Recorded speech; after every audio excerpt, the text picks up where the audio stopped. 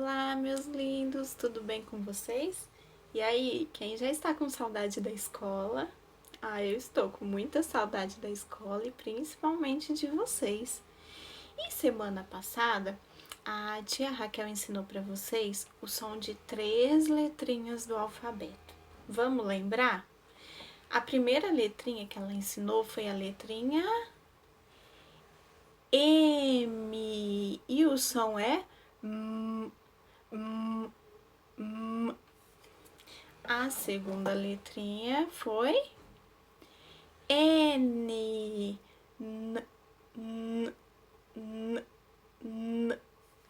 E a letrinha O. O O tem 2 sonzinhos.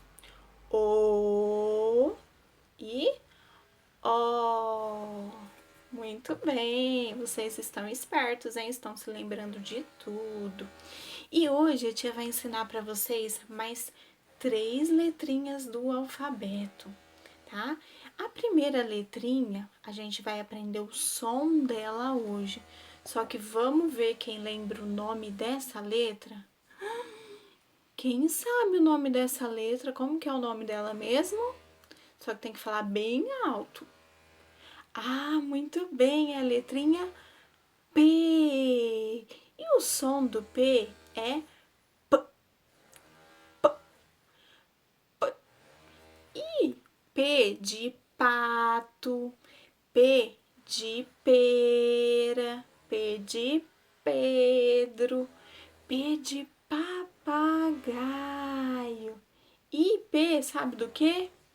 P de parque. Quem está com saudade do parquinho da escola, de brincar com os amiguinhos? Dá saudade, né? A segunda letrinha que a tia vai ensinar é a letrinha... Como que chama essa letra? Isso mesmo, é a letrinha Q. Q de queijo, Q de 4, número 4, Q de 4, Q de quadrado. Vocês se lembram da forma geométrica? Quadrado, isso mesmo. E o som do Q é K.